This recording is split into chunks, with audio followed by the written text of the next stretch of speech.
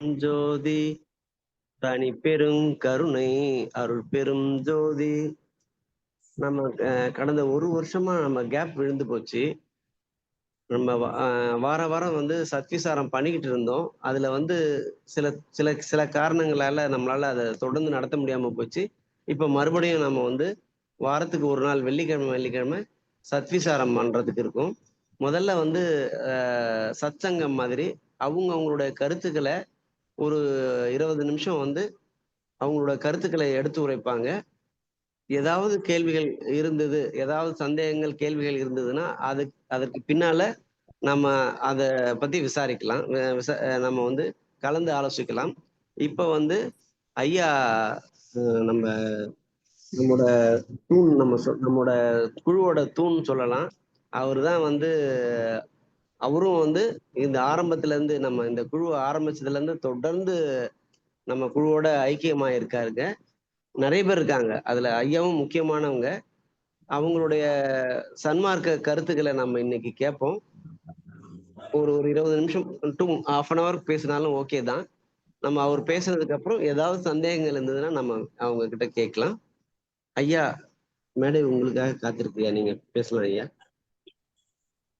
அருட்பெரும் ஜோதி அருட்பெரும் ஜோதி தனிப்பெரும் கருணை அருட்பெரும் ஜோதி. நமது ஞானசரி குழுவினர் அனைவருக்கும் முதற்கண் என்னுடைய மனமார்ந்த நன்றி கலந்த வணக்கத்தை தெரிவித்துக் கொள்கின்றேன். வள்ளலாரை பற்றி கருத்து ஆராயும் பொழுது நேற்று நடந்த மகாவீர் ஜெயந்தி அதை கொஞ்சம் நினைவு கூறலாம் அப்படின்னு நினைக்கிறேன். ஏன்னா நேற்று மகாவீர் ஜெயந்தி எல்லா இடத்திலும் கொண்டாடினார்கள். யார் கொண்டாடினார்னா அந்த சமண மத கொள்கை ஏற்றிருக்கக்கூடிய ஜைனர்கள் என்று சொல்லக்கூடியவர்கள். அந்த ஜைனர்கள் மட்டும் இந்த மகாவீர் ஜெயந்தி எல்லா இடத்துலையும் கொண்டாடி இருக்காங்க. அப்போ அந்த ஜைன மத கொள்கையும் நம்ம வள்ளலாரும் என்ன ஒற்றுமை என்பதை கொஞ்சம் பார்த்தோமானா, அந்த மகாவீர் ஜெயந்தி அப்படின்றத கொண்டாடக்கூடியவர் அவர் யாரு? எதற்காக அவர்கள் கொண்டாடினார்கள் அப்படின்னா, இப்போ கிமு 599ல நம்ம இந்தியாவுல பீகார்ல ஒரு ராஜ பரம்பரையில பிறந்தவர் வர்த்தமான மகாவீரர். அவர் 30 வயதிலேயே துறவு பூண்டு ஒரு 12 ஆண்டு காலம் தியானம் இருந்து கருணா மதம் என்ற ஒரு மதத்தை தோற்றுவித்து எல்லாருக்கும் தன்னுடைய நெறிமுறைகளை சொல்லியிருக்கிறாரு. அதனுடைய அந்த சமண மத கொள்கையில இவரை என்ன சொல்றாங்க, அவர்கள் 24வது இறுதி தீர்த்தங்கரர்ன்றாங்க அவங்க.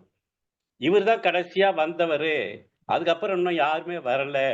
அதுக்கு முன்ன அந்த சமண சமயத்துல இருக்கக்கூடிய 24 பேர் வந்து இந்த மக்களுக்காக எல்லாம் நல்லது சொல்லியிருக்கிறாங்க.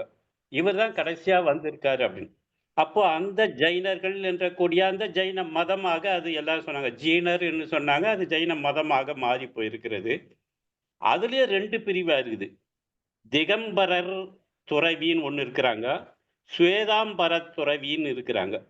திகம்பரர்ன்றவங்க ஆடை அணியாமல் இருக்கக்கூடிய துறவிகளாக இருக்கிறார்கள் அவர்கள்.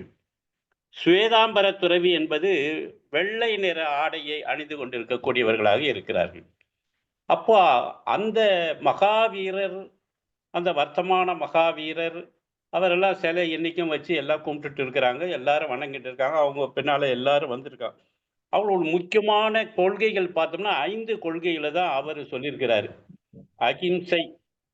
அப்போ வள்ளலாருக்கும் அவருக்கும் என்னன்ற அந்த 5 கொள்கையும் எவ்வாறு பின்பற்றி வள்ளலாருடைய கொள்கையில நடக்கிறது என்பதை பார்க்கும்போது, எந்த உயிருக்கும் தீங்கு விளைவிக்காது இருக்கக்கூடியது தான் அகிம்சை.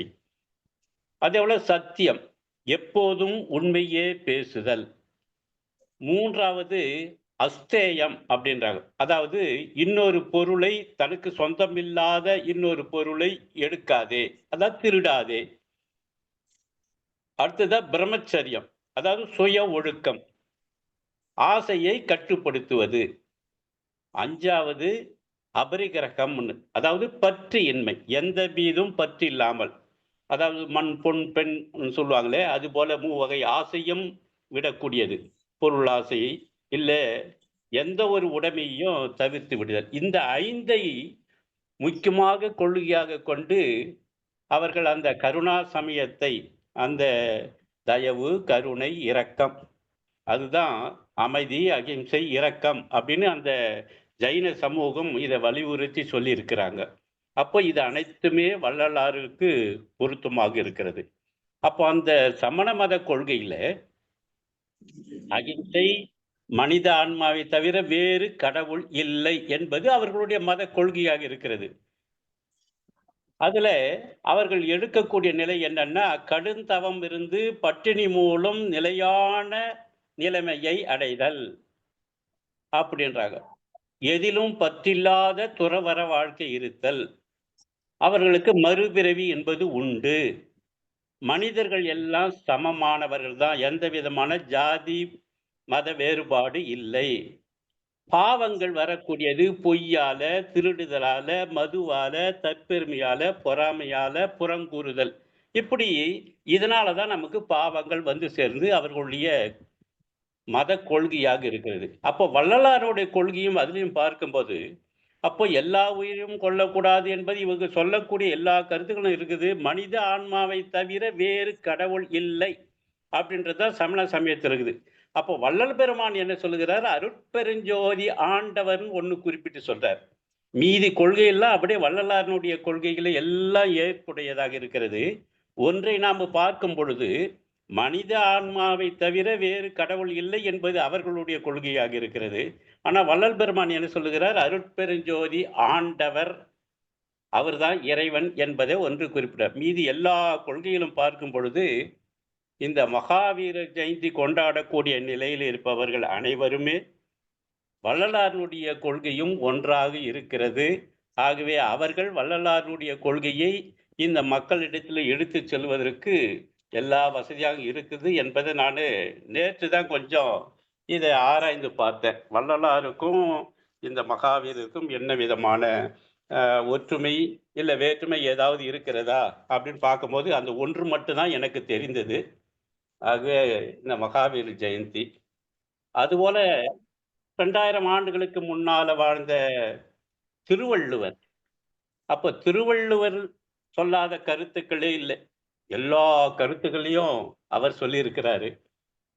வள்ளல் பெருமான் சொல்லக்கூடிய அந்த மரணமில்லா பெருவாழ்வை திருக்குறள்ல நிறைய இருக்கிறது என்பதை அவரே சொல்லியிருக்கிறார். வள்ளல் பெருமான் அவர்கள் சொல்லும் பொழுது, தகுந்த ஆசிரியரை கொண்டு திருக்குறளை, என்ன இந்த தமிழ்நாட்டிலேயே தமிழ்நாடு என்ற பாரத தேசத்துல முதலாக திருக்குறளுக்கு வகுப்பு எடுத்தவர் நம்ம வள்ளல் பெருமான் தான்.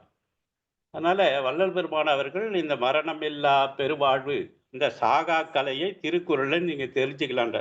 ஆனா உரிய ஆசிரியர் கொண்டு தெரிந்து கொள்ளுங்கள் அப்படின்னு.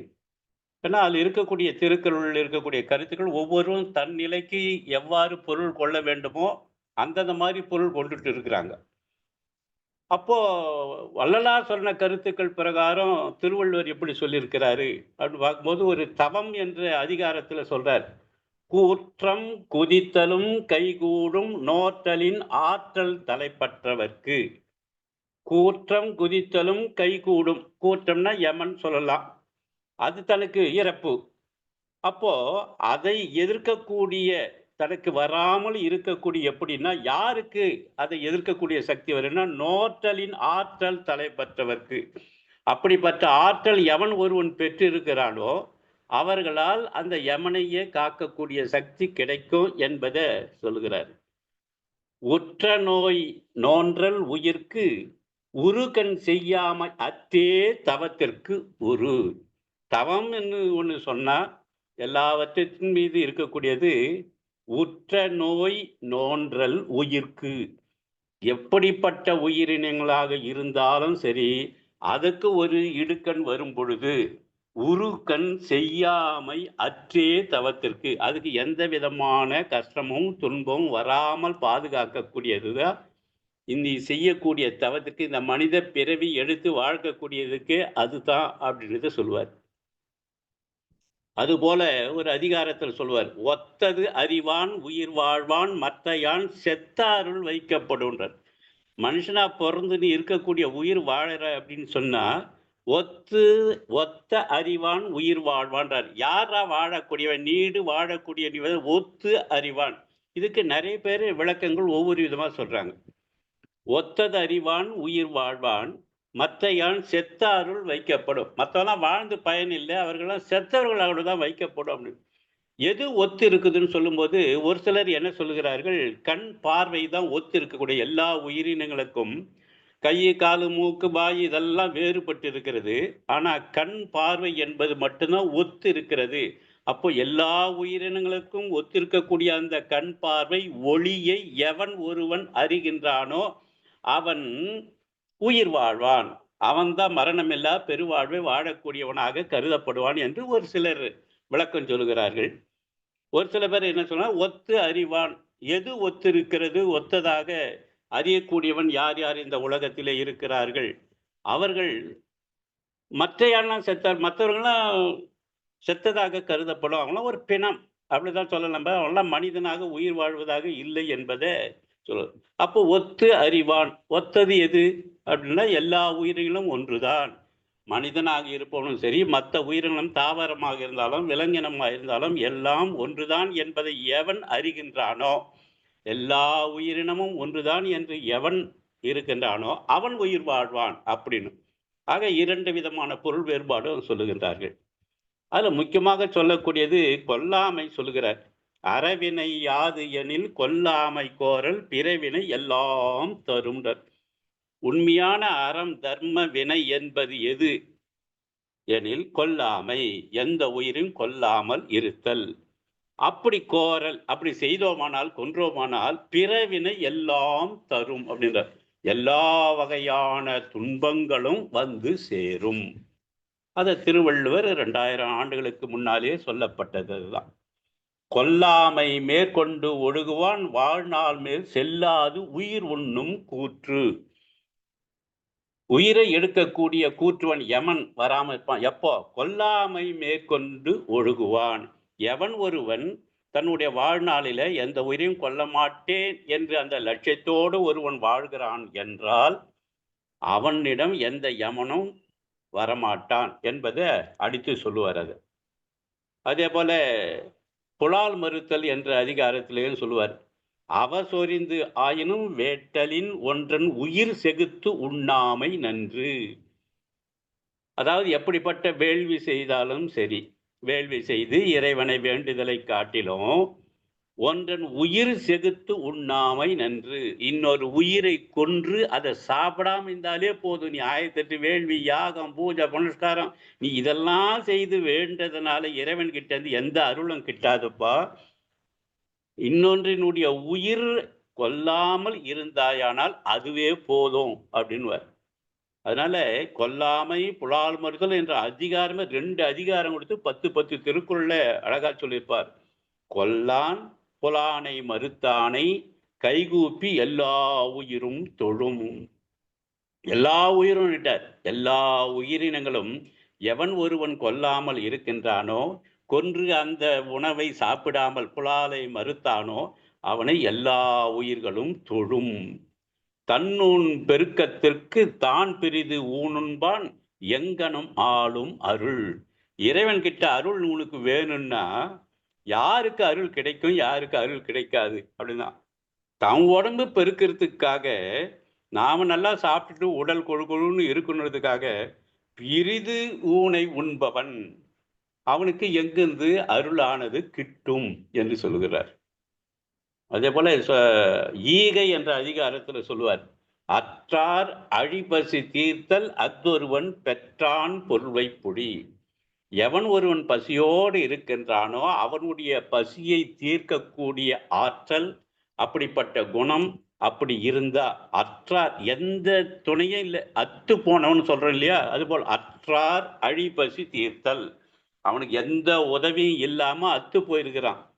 அப்படி இருக்கக்கூடிய எந்த வழிவகையும் இல்லாமல் இருக்கக்கூடியவனுடைய பசியை தீர்த்தாலே ஒருவன் பெற்றான் பொருளை பொழி. அதுவே நம்மளுடைய நன்மையை புண்ணியத்தை சேர்த்து வைத்த டெபாசிட். எப்படி பணம் பேங்க்ல போட்டு நம்ம சேர்த்து வைக்கிறோமோ அந்த பொருள் சேர்த்து வைக்கக்கூடியதற்கு சமம் என்பதை ஈகை என்ற ஒரு அதிகாரத்தில் சொல்லுவார்.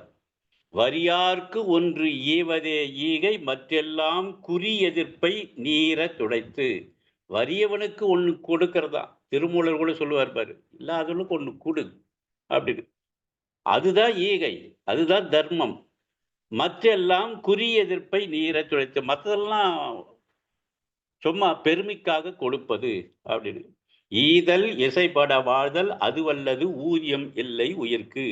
வாழக்கூடிய இந்த மனித தன்மையே எதனால? ஈதல், இன்னொருத்தனுக்கு கொடுத்து மகிழ்விக்கக்கூடிய அந்த அப்படிப்பட்ட வாழக்கூடிய தன்மை. தனக்கு இல்லைன்னா கூட மற்றவனுக்கு கொடுக்குறாங்க பாரு. அப்படி இருக்கக்கூடியதா. அதனால் பெறக்கூடியது ஊதியம் இல்லை உயிர்க்கு. இந்த உயிருக்கு அதை விட வேற எந்த வருமானம் இல்லப்பா. அதுதான்ப்பா பெரிய வருமானம் அப்படின்றது. அதனால திருவள்ளுவர் 2000 ஆண்டுகளுக்கு முன்னால சொன்ன கருத்துக்கள் எல்லாம் தான் வள்ளல் பெருமானவர்கள் இப்போ எடுத்து எவ்வாறு அந்த ஜைன மதத்திலே தீர்த்தங்கரர் அப்படின்ற வார்த்தையை அவங்க பயன்படுத்துகிறார்களோ, அவங்க ஏன்னா தீர்த்தங்கர் அப்படின்னு சொல்லும் பொழுது அவங்க என்ன சொல்றாங்க, இந்த ஆன்மாவை பிறவிக்கடலிலிருந்து கரையேற்றுவதற்காக வந்தவர். அவங்க தான் தீர்த்தங்கரர் அப்படின்னு சொல்லுவாங்க அவங்க. அதனால அந்த கொள்கைகளை பரப்பக்கூடியவர்கள் அவர்கள் வந்து கொண்டே இருக்கிறார்கள் என்று. ஐம்புலன்களையும் இரு வினைகளையும் ஜெயித்தவர் தான் தீர்த்தங்கரர் சொல்லுவார். அப்படிப்பட்ட அந்த தீர்த்தங்கரராக வாழக்கூடியவர் தான் இந்த நிலையை சொல்லுவார் அவரு. மடித்தலும் நீட்டலும் வேண்டா உலகம் பழித்தது ஒழித்து விடின். உலகத்துல எது பழிக்கிறோம் இதெல்லாம் சொல்றோம் இல்லையா, இப்படிப்பட்ட தீவினைகள்லாம் இத விட்டுடு. ஆனா மடித்தலும் நீட்டலும் வேண்டாம். இந்த முடிய போய் எடுக்கிறது, வளர்க்கறது, இதனால எந்த பயனும் இல்லை. உலகம் பழிக்கக்கூடிய அந்த தீவினை செயல்கள் இருக்குது இல்லையா, அதை விட்டுடணும், அதை தான் நீக்கணும் என்பதை அவர் சொல்லுகிறார். அதேபோல கொல்லாமையில கூட சொல்லுவார், உயிர் உடம்பின் நீக்கியார் என்ப செயிர் உடம்பின் செல்லாத்தி வாழ்க்கை அவர். இந்த உயிரோடு இருக்கக்கூடிய உடம்பை ஒருத்தன் நீக்கிறான்னு சொன்னா, அதை கொள்ளுகிறான் என்று சொன்னால், இந்த உடம்பில் இருக்கக்கூடிய அவனுடைய வாழ்க்கைக்கு என்னென்ன வரும்னா, துன்பம் வரக்கூடியது, பிணி வரக்கூடியது, இதெல்லாம் ஏன்டா வருதுன்னா, நீ இன்னொரு உயிரை கொன்ற காரணத்தினால, அதனுடைய பாவச் செயல்களால தான் நமக்கெல்லாம் மனிதனுக்கு வருகிறது என்பது சொல்லுவார். அதனால இப்படிப்பட்ட நிலைகளாம் திருவள்ளுவர் அது சொல்லுவாரு. கடவுள் வாழ்த்துன்ற ஒரு அதிகாரத்துல சொல்லுவார். அகர முதல எழுத்தெல்லாம் ஆதிபகவன் முதற்றே உலகு கற்றதனாலாய பயனென்கொள் வாளறிவன் நற்றாள் தொழார் எனின் மலர்மிசை ஏகினான் மானடி சேர்ந்தார் நிலைமிசை நீண்டு வாழ்வார் பொறிவாயில் ஐந்தவித்தான் பொய்தீர் ஒழுக்க நெறி நின்றார் நீடு வாழ்வார் அப்படின்னு இதெல்லாம் கடவுள் வாழ்த்துல அவர் சொல்லுவார். இறைவனை ஏன் வணங்க வேண்டும், அதனால நம்மளுடைய பயன் என்ன என்பதெல்லாம் சொல்லக்கூடியது. அதனால நாம் செய்யக்கூடிய செயல்கள் எல்லாம் திருவள்ளுவர் சொன்ன கருத்துக்களை வள்ளல் பெருமான் அவர்களும் நமக்கு 6 திருமுறைகளாக கொண்டு நமக்கெல்லாம் சொல்லி கொடுத்திருக்கிறாரு. அதனால அந்த திருமுறையில் சொல்லக்கூடிய கருத்துக்கள் அதனுடைய சுருக்கமாக இருக்கக்கூடியதுதான் அருட்பெருஞ்சோதி அகவல். அந்த அருட்பெருஞ்சோதி அகவல்லாம் நாமெல்லாம் தெரிந்துக்கணும்னா அதுக்கு தான் சங்கத்தை சார வேண்டும் என்று சங்கத்தை பற்றி சொல்லுவார், சாலையை பற்றி சொல்லுவார். அதனால ஞான சபையை சொல்லுவார். ஆக 3 விதமாக சங்கத்தில் அனைவரும் சேருங்கள் என்று பல பாடல்களை சொல்லுவார். தர்மசாலைக்கு வாருங்கள் என்று சொல்லுவார்கள்.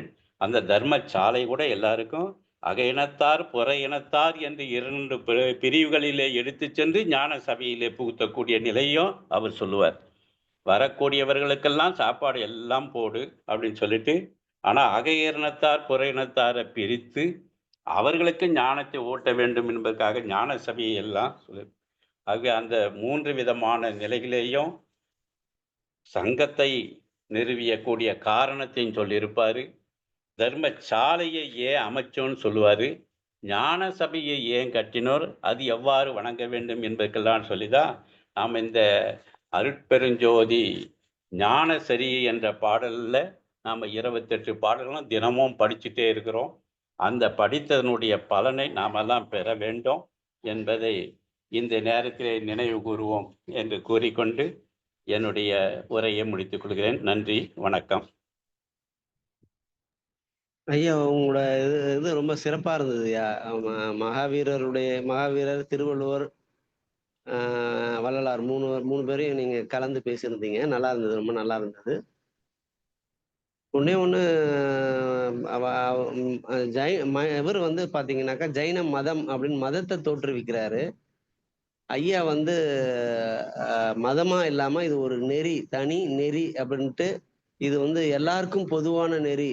வ எப்படி திருக்குறள் வந்து பொது மறைன்னு சொல்றோமோ, அது மாதிரி சன்மார்க்கம் வந்து எல்லாருக்கும் பொதுவான நெறி அப்படிங்கிற மார்க்கம். ச அதாவது எல்லாருக்கும் பொதுவான மார்க்கம். இது ப ஜைன மதத்துல இருந்து, புத்த மதம், எல்லா மதத்துல இருக்கிற எல்லா நல்ல கருத்துக்களையும் உள்ளடக்கினது, கொஞ்சம் தனித்துவமானது அப்படிங்கிறது தான் சன்மார்க்கம். அது அது மட்டும் தான் நான் ஒரே ஒரு இன் அடிஷன் டூ ஐயா. ஐயா ரொம்ப அருமையா சொன்னாங்க. ஒரு ஆமாங்க. விஷயம் ஐயா சொன்ன ஒரு விஷயம் வந்து பாத்தீங்கன்னா, கொல்லாமை, அகிம்சை,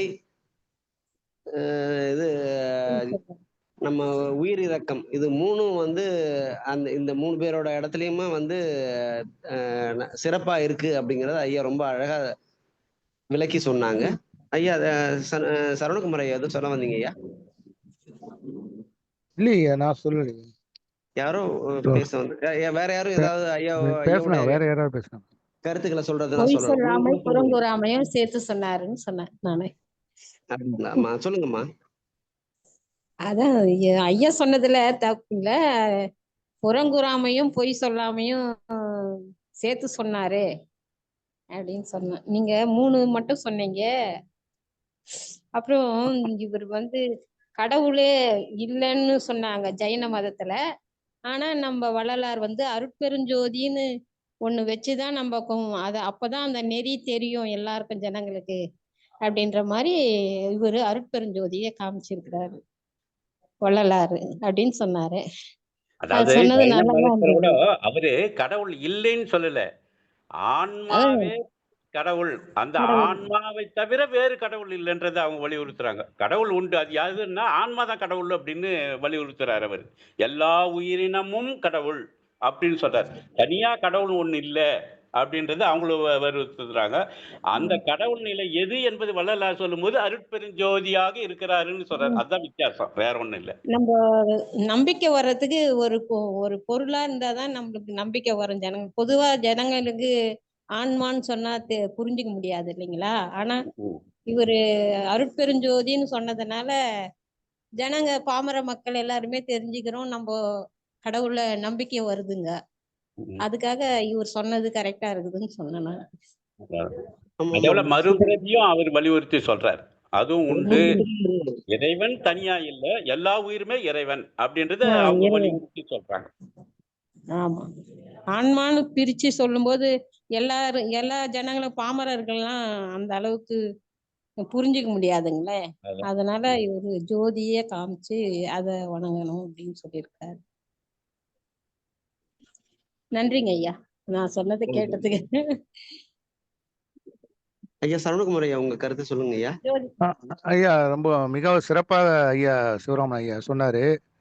நம்மளுடைய சமண மதத்தில் என்ன அதனுடைய கொள்கைகள், அதை எப்படி நம்மளுடைய வள்ளலார் கொள்கைக்கு பொருத்தமா இருக்கு. ஏன்னா பல கொள்கைகள் முக்கியமானது நம்ம சன்மார்க்கத்துல வந்து கொல்லாமை புலால் உண்ணாமை தான்.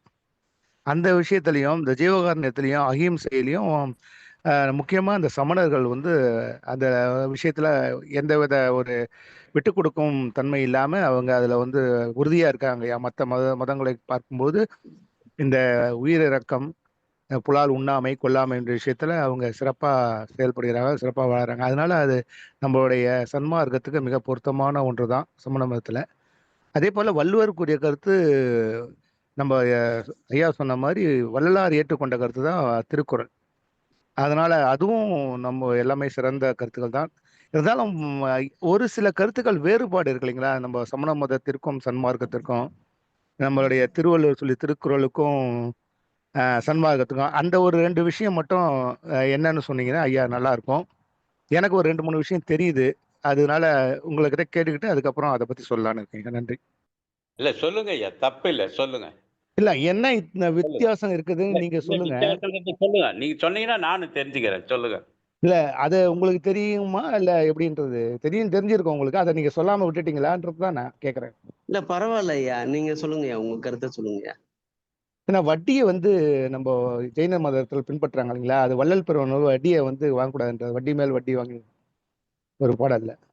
அது சரியாங்கய்யா? அது வந்து அவங்க மதத்துல எந்த விதமான குறிப்பு இல்லைங்க. இவர்களாக ஏற்படுத்திக் கொண்டது தான் அது. அது தடுக்கலல்ல வட்டிய. இல்ல மதத்துல அத பத்தியே பேச்சு இல்ல. வாழ்க்கை அப்ப முறை பத்தி சொன்னது, அவங்க வாழ்க்கை முறை வந்து சொல்லிக் கொடுத்தது வந்து, அவங்க வந்து என்ன செஞ்சிருக்கிறாங்கன்னா, பொய் சொல்லக்கூடாது, திருடக்கூடாது, தற்பெருமை கூடாது, பொறாமை கூடாது, இப்படி குணங்கள தான் கொண்டு போனாங்களே தவிர, செய்முறை பழக்கவழக்கங்களுக்கு எதுவுமே சமயங்கள் அவங்களுக்கு எதுவுமே குறுக்கீடு வரல. அவங்களுக்கு எதுவுமே ஆ அத வலியுறுத்தவும் இல்ல, ஒண்ணும் இல்ல. ஏன்னா பொதுவா வந்து இந்த மார்வாடிஸ் அவங்க வந்து வட்டி கடைங்க தான் அதிகமா வச்சிருக்காங்க.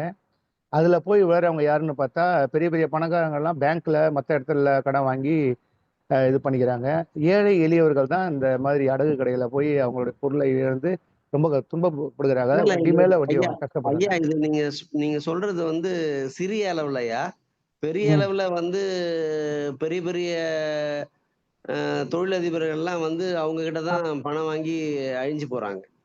அதுதான் சொல்றேன் நானு. அதனால அத அதான். வாங்குறாங்க அதிகமான்னு சொல்றேன் நானு. ஆமா, ஆமாங்கய்யா. அ ஆமா. அதுல இந்த ஷேர் மார்க்கெட்ல பார்த்தீங்கன்னா, நெறைய பண்றது அவங்க தான். இந்த ஜெயின் இப்ப அதாவது அவங்க சவுகார்பேட்ல வாழ்க்கை பார்த்தீங்கன்னா முறையில அது வந்து ஒரு தொழிலாக பார்க்குறாங்களே தவிர, அந்த மதத்துல சொல்லக்கூடியது அவர்கள் வந்து கடுமையான தவம் இருக்க வேண்டும் அப்படின்றத தான் வலியுறுத்துறாங்க அவங்க.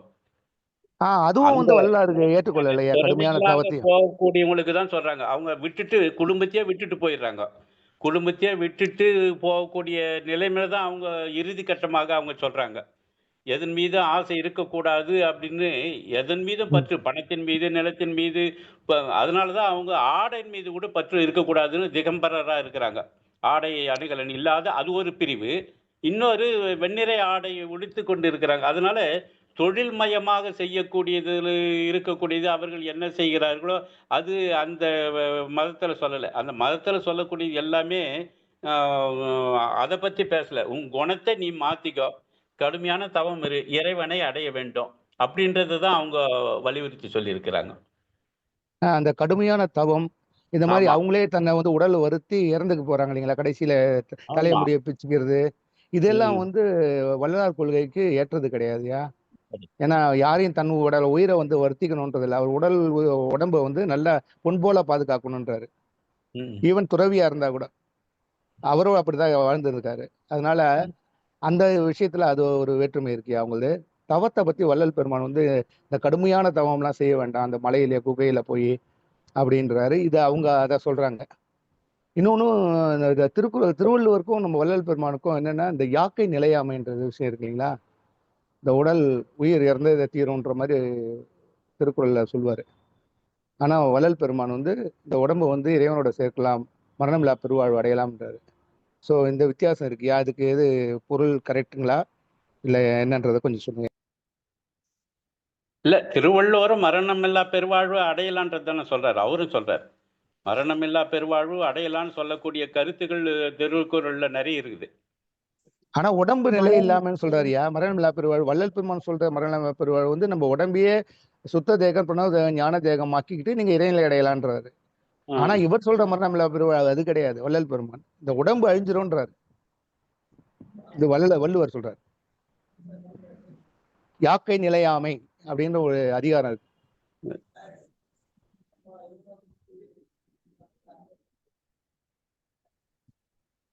நம்ம இதுல ரொம்ப நீண்ட இது அதுல வந்து நீண்ட தத்விசாரம் பண்ண வேண்டியது இருக்கு. திருக்குறள பொறுத்தவரைக்கும். இல்ல அது கரெக்ட்டா தப்பாயா? நம்ம ஏன்னா யாக்கை நிலையாமைன்றது சொல்லியிருக்காருல்ல. வள்ளல் பெருமான் அத சொல்றாரா? இல்ல இந்த உடம்ப வந்து நீங்க அ பாதுகாத்து மரணமில்லா பெருவாழ்வு அடையலாம்னு சொல்றாரு. இதுல நெறைய வித்தியாசம் இருக்கு. சன்மார்க்கத்துல வரைக்கும் நெறைய ஐயா குழப்பம் இருக்கு. ஐயா மரணமில்லா திருக்குறள் பெருவாழ்வுல. ஐயா திருக்குறளோட கருத்துக்கள் வந்து பொழிப்புரைய வந்து விளக்கம் இருக்கு இல்லைங்களா? அந்த விளக்கம் வந்து எல்லாராலயும் அவங்கவங்க புரிஞ்சுக்கிற அளவு. அவங்கவங்க நிலைக்கு ஏத்தவாறு தான் விளங்கும் அப்படின்னு வள்ளலாரே சொல்றார். அது எல்லாருக்கும் அது விளங்காது. அவங்க உங்களோட தரத்திற்கு ஏற்ற மாதிரி விளங்கும் அப்படிங்கிறாரு. நமக்கு யாரு சொல்லிக் கொடுக்குறாங்களோ அவங்க தரமும் நம்மோட தரமும் ஈக்குவலா இருந்தாதான் நம்ம அது ஈவன் யாக்கை நிலையாமைங்கிறத அது முழுமையா நம்ம தெரிஞ்சுக்கணும் அப்படின்னா நம்ம இன்னும் நிறைய சத்விசாரம் பண்ணணும். அதுல அதுல அதனுடைய முழுமையான இது வந்து யாராலையும் கண்டு தெரிஞ்சுக்க முடியாதுன்னு ஐயாவே சொல்றாரு. வள்ளலாரே என்ன சொல்றாரு, திருக்குறளை வந்து அவ்வளவு ஈஸியா எல்லாருக்கும் தெரிஞ்சிடாது. நீங்க என்னதான் சொல்லி கொடுத்தீங்கனாலும் எழுத்த மாதிரி இருக்கிறவங்க அவங்களோட தரத்துக்கு ஏற்பதான் அவங்க புரிஞ்சுப்பாங்க அப்படின்னு ஒரு வார்த்தை சொல்றாரு. அதனால நாம வந்து நாம இன்னும் என்னுடைய கருத்து என்னன்னா, ஐயா சொன்னது ஜெயின் சொன்னதுல 90% வள்ளல் பெருமான் சொன்ன கருத்துக்கள் இருக்கு. ஆனா ஒரு சில வேறுபாடுகள் இருக்கு. அதே போல வள்ளுவர் சொன்னதுலயும் 90% சன்மார்க்கத்துல ஏற்றுக்கூடிய கருத்துக்கள் தான். ஆனால் ஒரு சிறிய தவறு அதை வந்து சரி பண்றாரு வள்ளல் பெருமான்ற நானு 100% கரெக்டா சொல்றது நம்ம சன்மார்க்கம். ஐயா வந்து சரி பண்றது ஒரு பக்கம் இருந்தாலும் திருவள்ளுவரை புரிஞ்சுக்கிறது நம்மளால புரிஞ்சுக்க முடியாது. அவரே என்ன சொல்றாரு, உங்களால புரிஞ்சுக்க முடியாதுன்றார். திருவள்ளுவரோட கருத்துக்களை உங்களால புரிஞ்சுக்க முடியாதுன்னு நம்மளை பார்த்து சொல்றாரு. அப்ப நம்ம அதை அக்செப்ட் பண்ணிக்க வேண்டியது தானே. அப்ப எது சொன்னாலும் அப்ப புரியாதுன்னா எதையுமே நம்ம கடைபிடிக்க முடியாது. அது இல்ல நாம வந்து புரிஞ்சுக்கிறதுக்கு முயற்சி தான் பண்ணணும். அதான் நம்ம பண்ணிட்டு இருக்கோம். சரிங்கய்யா, கரெக்ட் தான். நீங்க சொல்ற பாயிண்ட் கரெக்ட் தான். எல்லா கருத்துக்களுமே உடன்பாடு உண்டுன்னு சொல்ல முடியாது. அதுல ஒரு எது உடன்பாடு இருக்குதோ அதை நாம் எடுத்துக்கலாம். சிலதை எடுத்துக்கலாம், எல்லாத்தையுமே எடுத்துக்கணும். ஏன்னா அது எல்லாருக்கும் சொல்லப்பட்டது. அது அதனால எல்லாத்துக்கும் சொல்லப்பட்டது இல்ல. வள்ளலார் சொல்லக்கூடிய கருத்துக்கள்ல அவர் சொன்ன கருத்துக்கள் எது ஒற்றுமையாக இருக்கிறதோ அதை நாம் எடுத்துக்கலாம். இப்ப எப்படி அந்த திருக்குறள்ல அவர்களுக்கு ஏற்றது பொருத்தமா இருக்குது, மத தலைவர்கள்லாம் கூட அதுல தம் மதத்துக்கு ஏத்த மாதிரி இருக்கிறதெல்லாம் எடுத்துக்கிறாங்க பாருங்க. அந்த மாதிரி நாமளும் என்ன செய்யலாம்னா, வள்ளலார் சொன்ன கருத்துக்கள் அதுல எது நமக்கு உடன்பாடா இருக்குதோ அது வரைக்கும் எடுத்துக்கலாம். அவ்வளவுதான். மத்ததை நாம பொருட்படுத்த வேண்டிய அவசியம் இல்லை. சரிங்க, ரொம்ப சிறப்புயா, நல்லா இருந்ததுயா, நன்றி. நல்லா இருந்தது, ரொம்ப நல்லா இருந்ததுயா. ஐயா நீங்க சொன்னது வந்து சத்விசாரம் பண்ண வேண்டிய விஷயம்யா. ஆமா, ஏன்னா நிறைய பேருக்கு தெரியாதுன்றதுனால அந்த சந்தேகம். நீங்க நம்ம எடுத்துக்கிட்ட தலைப்பு, அதாவது கடைசியா நீங்க கேட்ட கேள்வி இருக்கு இல்லைங்களா, அது ரொம்பவும் சிறப்பான கேள்வி. அதை நம்ம என்னால சத்விசாரம் பண்ண முடியாது. நம்ம இப்ப இந்த குழுவுல யாரும் உங்களுக்கு அந்த பதில் கொடுக்க முடியல. நீங்களும் அதை வந்து சத்விசாரம் பண்ணி நீங்களே வந்து அதுக்குரிய பதிலை கொடுக்கலாம். இல்ல பின்னாடி நம்ம மறுபடியும் யாரோ சொல்ல வந்தாங்க, என்னம்மா? திருக்குறள்லயே மலர்மிசை ஏகினான் மானடி சேர்ந்தார் நிலமிசை நீடு வாழ்வார்ன்றாங்க கடவுள் வாழ்த்து செய்யல. ஒவ்வொரு தலைப்புக்கும் ஒவ்வொரு மாதிரி வருதுங்க. அதனால நம்ம அதான் நீங்க சொன்ன மாதிரி புரிஞ்சுக்கிற அளவுக்கு தான் அது எடுத்துக்க முடியும். அதனால வள்ளலார் வந்து மலர்மிசை ஏகினான் மானடி சேர்ந்தார் நிலமிசை நீடுவார்னா என்னன்னா, அவர் செஞ்சுட்டு போனா பின்னாடி எப்பவுமே அவருடைய இருந்துகிட்டே வாழ்ந்துகிட்டே இருப்பார் அந்த உலகம் இருக்க வரைக்கும். அவருடைய செஞ்சவுடைய தர்மம் மற்ற விஷயத்த வந்து மக்கள் பேசிக்கிட்டே இருப்பாங்க. அவர் இந்த உலகத்துல அவர் இல்ல, உடல் அளவுல இல்லைனாலும் மனதளவுல வாழ்ந்துட்டு இருப்பாரு. அப்படிதான் வாழ்ந்துன்னு இருக்கிறாரு. அதேதான், நான் இல்லைன்னு சொல்லலையே. நான் யாக்கை நிலையாமை பத்தி சொல்றேன். நானு யாக்கை நிலையாமையா, அது வள்ளலார் ஒரு சிலர் எப்படியோ சொல்றாங்க வள்ளலார் மறைவு கூட. அதனால எப்படின்னு நம்ம சொல்ல முடியும்? தவறான தகவல்களை நம்ம டிஸ்கஸ் பண்ண வேண்டாமா. அதாவது எதுவுமே வந்து அன்ரெக்கார்டட் இதை வந்து நம்ம இந்த தளத்துல நம்ம தளத்துல அதை வந்து டிஸ்கஸ் பண்ண வேண்டாமா. அது வந்து கான்ட்ரவர்சியல் இஷ்யூ. அதுக்கான ஆதாரபூர்வமான எதுவுமே கிடையாதுமா. அதனால அதை நம்ம டிஸ்கஸ் பண்ண வேண்டாமா. தேவையில்லை. ஆமாங்க, ஆதாரங்கள் இருந்ததுன்னா நம்ம அதை பத்தி சத்விசாரம் பண்ணலாம். ஆதாரமே இல்லாம சொல்ற ஒரு கருத்துக்கு அவர் மறைஞ்சிட்டாருன்றதுக்கு ஆதாரம் வந்து கவர்னர் வந்து கலெக்டர் வந்து கையெழுத்து போட்டு தராரு. காணவில்லைன்னு சொல்லிட்டு எழுதி வச்சிருக்காங்க. காணவில்லை இல்ல, மறைந்து விட்டாருன்றாரு. அந்த இடத்துல டிஸ்அப்பியர்டுன்றாரு. அந்த வார்த்தையை அவர் எழுதுறாரு, டிஸ்அப்பியர்ன்றாரு. காணவில்லைன்னு சொல்லல, மிஸ்ஸிங்னு சொல்லல, டிஸ்அப்பியர் அப்படிங்கிறார். அது வந்து பொருத்தமான வார்த்தை. அது ஐயா மரணமில்லா பெருவாழ்வு வள்ளல் பெருமான் சொல்ற விஷயத்தையே நம்ம தண்டமணி ஐயா வந்து அவரு ஒரு சத்விசாரத்துல அவரு ஒரு விதமா சொல்லுவாரு. இன்னொருத்தர் நம்ம பரமதயாளன் ஐயானா ஐயா மரணமில்லா பெருவாழ்வுன்னா அது கிடையாது வள்ளல் பெருமான் சொன்னது அப்படின்ற மாதிரி சொல்லுவாரு. இப்ப இதுலயே வந்து நிறைய வேறுபாடுகள் நம்ம சன்மார்க்கத்துக்குள்ளவே இருக்கு. நாளைக்கு நீங்க அதான் வேணா நம்ம இல்ல மேடை பக்கம் மரணமில்லா வந்தா பெருவாழ்வுங்கிறது அதுதான் பெரிய சொல்றேன். சப்ஜெக்ட்யா, அது ரொம்ப பெரிய சப்ஜெக்ட்யா. நான் என்ன சொல்றேன், ஒருத்தர் நீங்க ஒருத்தருக்கு ஒரு நானு ஒரு என்ன மாதிரி புரிஞ்சுட்டு புரிஞ்சுக்க இருக்கோம். முடியாது. நாளைக்கு நம்ம மேடாவுக்கு வரும்போது பரமதயாளன் அந்த விஷயம் மரணமில்லா பெருவுனா என்ன சொல்றாருன்னு கேட்டுங்க. இல்லையா, நான் கேட்டிருக்கேன், அவரோட ஸ்பீச்சை கேட்டிருக்கேன். கரெக்டா அதாவது சொல்லுவாரு. ஒருத்தர் ஒருத்தருக்கும் ஒரு ஒரு அது அந்த மரணமில்லா பெருவாழ்வை பத்தி நிறைய விதமான ஐடியாஸ் வரும். இல்ல இதுவும் இருக்கும், சத்விசாரம் பண்ணி அவங்க புரிஞ்சுக்கிட்ட விஷயங்கள் நிறைய இருக்கும். அதாவது வெறும் பாடியை மட்டும் மறைக்கிறது அப்படிங்கிறது ஒண்ணு, அது காணாம போறது ஒண்ணு, பாடியை கீழே போட்டு மரணமில்லா பெருவாழ்வு அடையிறது ஒண்ணு, ஒரு சிலர் ஜீவ சமாதி அடைகிறாங்க, அதுவும் ஒரு வகையான மரணமில்லா பெருவாழ்வு தான். அவங்க இறந்து போறாங்க, அதாவது நேம் சேக் அவங்க இறந்து போறாங்க, ஆனா அது ஜீவ சமாதி அப்படிங்கிறாங்க. ஒரு சிலர் ஜல சமாதிங்கிறாங்க. இது எல்லாமே ஒரு ஒரு விதமான மரணமில்லா பெருவாழ்வோட ஒரு ஒரு பங்கு தான். வெறும் ஐயா அடைந்ததை அருணகிரிநாதர் வந்து கிளியா மாறி போயிட்டாரு, அவரு காணாம போயிட்டாருன்னு தான் சொல்ல முடியுமா? எப்படிதான் சொல்றது? யாரு? அருணகிரிநாதர் கிளியா ஆமா மாறி கூடு விட்டு கூடு பாயும் போது வரலாறு அப்படித்தானே சொல்லுது. ஆமாம்மா. அதாவது அது அது எல்லாமே ஒரு ஒரு விதமான மரணமில்லா பெருவாழ்வோட ஒரு ஒரு பார்ட். ஒரு விதம். ஐயா வந்து முழுமையான மரணமில்லா பெருவாழ்வு ஐயா தான் அடைஞ்சிருக்காரு. ஒரு சிலர் இவர் மாணிக்க வாசகர் அடைஞ்சிருக்காருன்றாங்க, இவரு பட்டினத்தார் அடைஞ்சிருக்காருன்றாங்க. இது மாதிரி ஒருத்தர் ஒருத்தர் ஒரு சிலர் அடைஞ்சிருக்காங்க. பட்டத்தார் அத அடைஞ்சாருன்னா திருவொற்றியூர்ல எப்படியா சமாதி இருக்கு? என்னங்க? திருவொற்றியூர்ல பட்டினத்தாருக்கு சமாதி இருக்கு. அதான் அதுவும் ஒரு வகையான அவர் வந்து அது சமாதி ஆகல, வெறும் லிங்கமா சிவலிங்கமா மாறிட்டாருன்னு தான் சொல்றாங்க. இல்லையா, அதுக்கு எதுக்குயா சமாதி? சமாதினா ஒரு உடலை தான் புதைக்கிறது தான் சமாதின்னு பேரு. இல்ல அந்த இடம் எந்த இடத்துல அவரு சிவலிங்கமா மாறினாரோ அந்த அந்த இடத்துல தான் இடத்துல அவர் தான் ஜீவ சமாதி. சமாதின்றாங்க. அவரு ஒரு கூடைக்குள்ளார பூந்துக்கிட்டாரு, அந்த கூடையில வந்து திறந்து பார்க்கும்போது ஒரு சிவலிங்கமா காட்சி அளிச்சாரு அப்படிங்கறதுதான் அது அவரோட வரலாறு. சிவலிங்கமே வச்சிருக்கலாமே. அது வச்சிருக்காங்க ஐயா. சமாதி இருக்கியா, இறந்தவர்களை எப்படி புதைச்சு ஒரு சமாதி மாதிரி சவப்பெட்டி வச்சு பண்ணுவாங்களோ அந்த மாதிரி நீங்க திருவொற்றியூர்ல கடல் பக்கத்துல போய் பாருங்க. ஆமாமா, நான் பார்த்திருக்கேன். ஆனா வரலாற்றுல என்ன வருது அப்படின்னா இப்படிதான் வருது. வரலாற்றுல நிறைய கதைங்க, அதெல்லாம் உண்மைன்னு நம்ம நம்ப முடியாது. இப்ப அவங்க சொல்றாங்களே கிளியா மாறிட்டாரு அப்படின்னு, இது மாதிரி நிறைய புனைக்கதைகள் நிறைய இருக்கும். ஆமா, உண்மை எது? அவங்க இறந்துட்டாங்களா இல்லையா, இல்ல மரணமில்லா பெருவாழ்வு வள்ளல் பெருமான் அடைந்ததை இதுக்கு முன்னாடி ஏதாவது ஒரு ஞானிகள் அடைஞ்சிருக்காங்க? எல்லாமே மரணமில்லா பெருவாழ்வு தான். முழுமையான மரணமில்லா பெருவாழ்வு அப்படிங்கிறது ஐயா அடைஞ்சது, மாணிக்க வாசகர் அடைஞ்சது, இன்னும் ஒரு சிலரை சொல்றாங்க. ஒரு ஆண்டாள் சிலர் ஆண்டாள் எப்படி பறிச்சாங்கன்னு கேக்குறாங்கல்ல. ஆண்டாள் ஸ்ரீரங்கத்து உள்ள போனாங்க, அப்படியே இறைவனோட கலந்துட்டாங்கன்னு தானே சொல்றாங்க. ஆமா, அதாவது அது எல்லாமே வரலாறு. ஐயா ஐயா வந்து நம்ம நமக்கு முன்னாடி வாழ்ந்து காமிச்சது, மத்ததெல்லாம் கதைகள். காரைக்கால் அம்மையார் பேய் ஆயிட்டாங்கன்றாரு.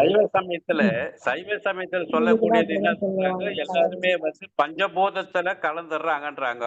ஒவ்வொருத்தரும் ஒவ்வொரு பஞ்சபூதத்துல கலந்துடுறாங்க, அதான் மரணம் இல்லா வாழ்ன்றாங்க. சில பேர் என்ன சொல்றாங்க, பஞ்சபூதத்தெல்லாம் இல்லைங்க, எல்லாமே அந்த அணுக்கள் தானே, அணுக்களாக மாறக்கூடியதுதான். இல்ல உயிரானது ஆன்மாவானது எப்படி அணுக்களாக இல்ல தோன்றியதோ உங்களுக்கு தன்னுடைய உடலையும் அணுக்களாக மாற்றிக் கொள்ளக்கூடியதுதான் மரணமில்லா பெருவாழ்வுன்னு விளக்கம் கொடுக்குறாங்க. ஐயா ஐயா வள்ளலாரே என்ன சொல்றாரு, இறந்தவர்களை எரிக்க கூடாது, நீங்க புதைங்க. புதைச்சா வந்து அருட்பெரும் ஜோதி ஆண்டவர் வந்து குறிப்பிட்ட நேரத்துல அவங்கள வந்து அழைச்சிட்டு போயிடுவாருன்றார். அதுவும் ஒரு வகையான மரணமில்லா பெருவாழ்வு தான். உண்மையான புதைச்சாவே அது பஞ்சபூத தத்துவம் தான். அது உள்ளவே நீர், ஆமா, காற்று, அததான் நெருப்பு நானும் எல்லாமே சொல்றேன். இருக்கு உள்ள. அதான் இதுவும் ஒரு வகையான மரணமில்லா பெருவாழ்வு தான். எல்லாமே அதாவது எரிச்சிட்டாக்கா வந்து அதுக்கு வாய்ப்பு கிடையாது. நல்ல நல்ல ஆன்மாவை வந்து நீங்க எரிச்சிட்டீங்க அப்படின்னா, அவர் மரணமில்லா பெருவாழ்வை அடையிற சூழ்நிலையில இருந்தாலும், அந்த அந்த உடலை நீங்க எரிச்சிட்டீங்கன்னா, நீங்க கொலை குற்றவாளியா ஆயிடுவீங்க அப்படிங்கிறார். அதுக்கு நீங்க கொலை செய்ததுக்கு சமம் அப்படிங்கிறாரு. காரணம் என்னன்னா, அவங்க வந்து மரணமில்லா பெருவாழ்வை அடையக்கூடிய நிலையில இருந்தவங்க. அதை நீங்க தடுத்துட்டீங்க அப்படிங்கிறார். இந்த வெள்ளிக்கிழமை சத்விச்சாரம் ஆரம்பிச்சது ரொம்ப சிறப்பாய் போச்சு. ஆமா ஐயா. ரொம்ப அருமையான முறையில. அடுத்த வெள்ளிக்கிழமையும் இது தொடருவோம். ஆமா. ஐயா சரவணகுமார் ஐயா, உங்க கருத்து நான் அடுத்த வாரம் வைங்க. முடிச்சிடலாம் ஐயா. ஐயா உங்களோட சொற்பொழிவு ரொம்ப அருமையா இருந்தது ஐயா, ரொம்ப அழகா இருந்தது. எனக்கு என்னன்னா, மற்ற மதத்தை இப்ப நானும் இஸ்லாமியும் நம்ம சன்மார்க்கத்தை பத்தி கொஞ்சம் ஆய்வு பண்ணிட்டு இருக்கேன். அதுல நல்ல கருத்துக்கள் இருந்தாலும் சில வேறுபாடுகள் இருக்கிறதுன்றதையும் நான் குறிப்பிட்டு சொல்லிட்டு இருக்கேன் அதுல. அது போல எந்த மதத்துலயும் எந்த விஷயத்தையும் வல்லாரோட நம்ம வந்து கம்பேர் பண்ணும்போது இது எல்லாம் ஒன்னா இருக்கு, ஒத்து இருக்குது. ஆனா இந்த ஒரு சில விஷயத்துல வேறுபாடு இருக்கிறது சொல்லணும்னா இன்னும் கொஞ்சம் சிறப்பா இருக்கும்ன்றதுதான் ஐயா. மிக்க அருமையா இருந்தது எல்லாரும். நன்றி. எல்லாத்திலுமே ஒற்றுமை வேற்றுமை உண்டு. ஆனா நாம என்னன்னா வேற்றுமை பத்தி நினைக்க வேணாம், ஒற்றுமை எது எது இருக்குது அதை எடுத்துக்கலாமே அப்படின்ற ஒரு எண்ணம் தான், வேற ஒண்ணு இல்லை. இல்லையா, இது ஒரு நாலேஜுக்காகயா, நமக்கு தெரியாதானே இதுக்கு அதுக்கு வித்தியாசம் தெரியும். ஐயா உங்களோட ராதாகிருஷ்ணன் ஐயா உங்க கருத்தை சொல்லவே இல்லை ஐயா நீங்க. ஐயா ஐயா சிறப்பா சொன்னாருங்க ஐயா. மகாவீரர் வள்ளுவர் 2 பேருமே கொல்லாமை சொல்லியிருக்காங்க.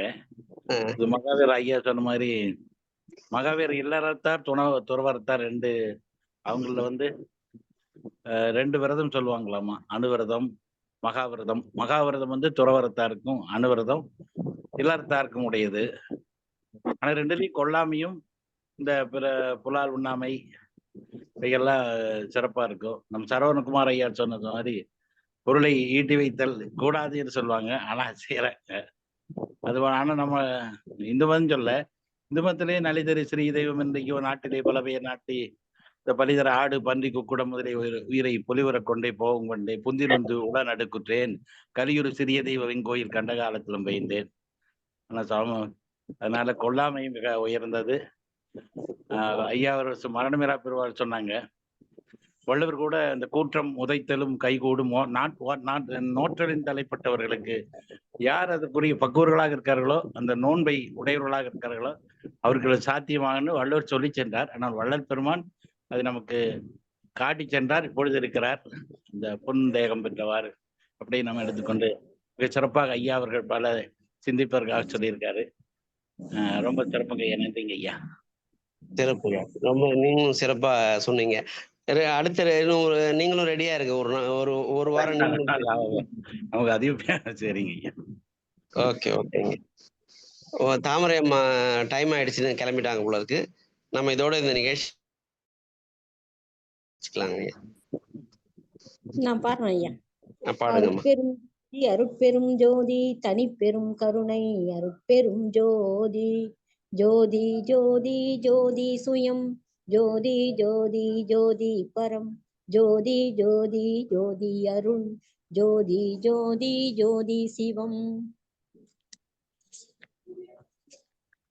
வாமஜோதி சோமஜோதி வானஜோதி ஞானஜோதி மாகஜோதி யோகஜோதி வாதஜோதி நாதஜோதி ஏமஜோதி வியோமஜோதி ஏருஜோதி வீருஜோதி ஏகஜோதி ஏகஜோதி ஏகஜோதி ஏகஜோதி ஆதிநீதி வேதனே ஆடல் நீடு பாதனே வாதி ஞான போதனே வாழ்க வாழ்க நாதனே வாதி ஞான போதனே வாழ்க வாழ்க நாதனே. திருச்சிற்றம்பலம். அருட்பெரும் ஜோதி அருட்பெரும் ஜோதி தனிப்பெரும் கருணை அருட்பெரும் ஜோதி. எல்லாம் செயல்கூடும் எண்ணானை அம்பலத்தே எல்லாம் வல்லாந்தனையே ஏத்து குற்றம் புரிதல் எனக்கு இயல்பே குணமா கொள்ளல் உனக்கு இயல்பே சிற்றம்பளவாயினி சிறியேன் செப்பும் முகமன் யாதுலது தெற்றென்றடியேன் சிந்தைதனை தெளிவித்து அச்சம் துயர் தீர்த்தே இற்றை பொழுதே அருட்ஜோதி ஈக தருணம் இதுவாமே. திருச்சிற்றம்பலம். அருட்பெரும் ஜோதி அருட்பெரும் ஜோதி தனிப்பெரும் கருணை அருட்பெரும் ஜோதி. எல்லா உயிர்களும் இன்புற்று வாழ்க, வள்ளல் மலரடி வாழ்க வாழ்க. திருச்சிற்றம்பலம். நன்றிங்க ஐயா.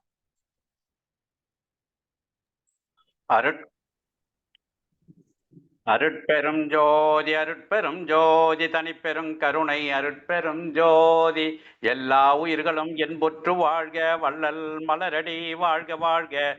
சத்குருநாதா சத்குருநாதா சன்மார்க்க சங்கம் தழைக்க அருள் தாதா.